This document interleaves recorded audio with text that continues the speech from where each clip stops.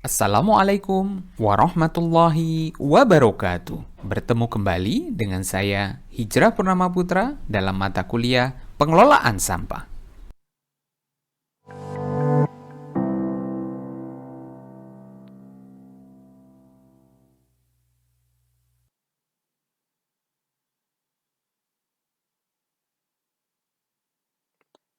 Kita bertemu kembali masih dalam pertemuan yang kelima, yaitu kali ini pada bagian video yang kedua. Kita masih membahas penanganan sampah di sumber dan konsep 3R dalam mata kuliah Pengelolaan Sampah. Pada bagian kedua ini kita akan bahas tentang konsep 3R. Apa itu 3R? Sangat sering kita dengar istilah ini, yaitu reduce, reuse, dan recycle. Kita akan bahas yang pertama, yaitu reduce. Segala aktivitas yang mampu mengurangi dan mencegah timbulan sampah. Jadi apapun yang kita lakukan terhadap kegiatan kita sehari-hari dalam rangka mengurangi dan mencegah timbulan sampah, itu disebut sebagai kegiatan reduce. Misalnya contohnya adalah memilih produk dengan kemasan yang minim sampah. Misalnya berbelanja ke pasar, tidak menggunakan kantong plastik sekali pakai, tapi menggunakan tas belanja dari bahan kain atau bahan plastik yang sudah ada dari rumah, kemudian dibawa ke pasar. Itu adalah langkah-langkah reduce.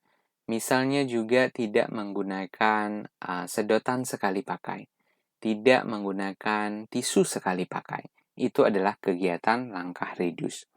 Keberhasilan langkah reduce ini tentunya perlu diatur dengan baik lewat regulasi. Tapi poin pentingnya adalah bagaimana kesadaran masyarakat untuk mau melakukan kegiatan reduce. Ini menjadi penting. Yang kedua adalah kegiatan reuse. Ya. Kegiatan reuse ini adalah kegiatan penggunaan kembali sampah layak pakai untuk fungsi yang sama atau yang lain. Jadi reuse, menggunakan kembali. Contohnya apa ya? Misalnya kertas yang sudah di-print halaman depannya, kemudian tidak dipakai, dan kita bisa pakai halaman yang ada di belakangnya. Kemudian ada kardus sisa pemakaian sebelumnya, kemudian kita bungkus kembali untuk mengirimkan paket yang lain misalnya.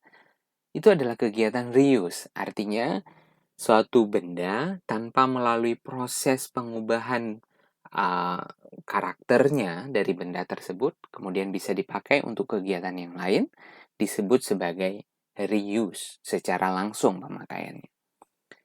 Kemudian ada istilah yang ketiga adalah recycle. Kegiatan mengelola sampah untuk dijadikan produk baru. Contoh recycle ini apa ya? Berarti recycle agak berbeda daripada reuse.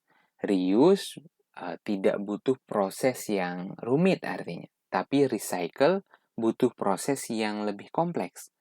Misalnya sampah organik diolah sedemikian rupa dengan bantuan mikroorganisme, dengan bantuan udara, menjadi kompos.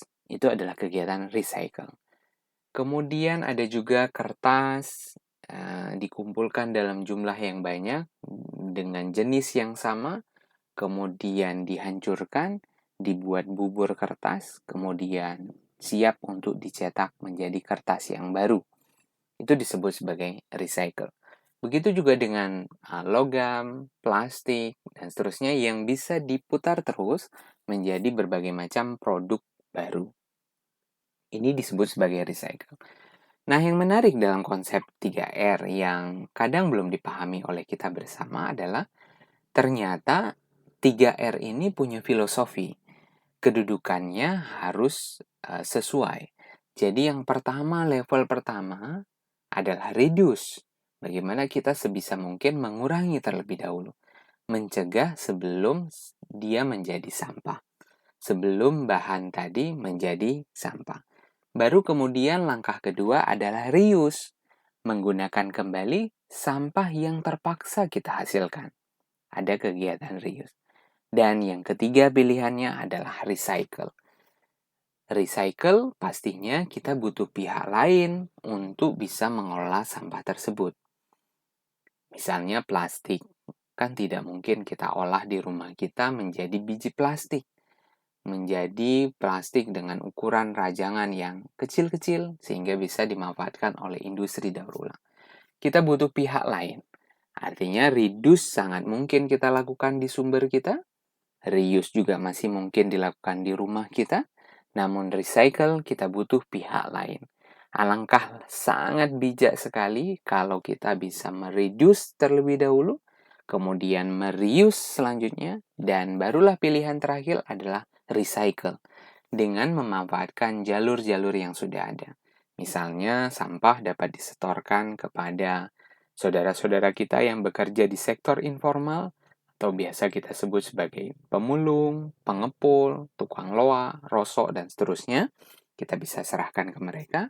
Atau kita juga bisa serahkan ke pihak lain yang disebut sebagai bank sampah, TPS 3R, dan seterusnya. Berarti recycle butuh orang lain yang kita tidak bisa mengelolanya sendiri. Nah, mudah-mudahan dengan materi ini, teman-teman bisa terbuka mindset-nya bahwa kegiatan 3R harus dilalui dengan konsep reduce, reuse, dan recycle. Dalam konsep penerapannya di lapangan, konsep reduce dan recycle ini bisa terbagi menjadi dua. Ada skala rumah tangga dan skala kawasan.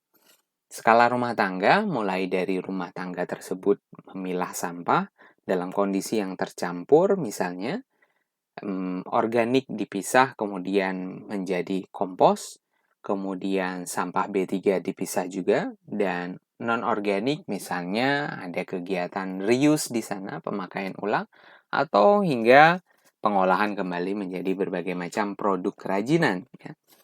Nah, sedangkan skala kawasan di sebelah kanan, teman-teman bisa lihat kondisi sampah yang mungkin masih tercampur atau sudah lumayan terpilah, kemudian diangkut ke suatu tempat, bisa disebut sebagai TPST.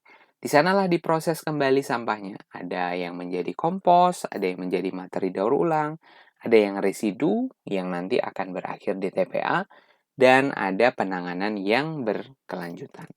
Nah, harapannya penggabungan antara dua model ini, baik itu skala rumah tangga maupun skala kawasan, akan terbentuk pola pikir yang lebih baik dengan sistem pengolahan sampah di Indonesia.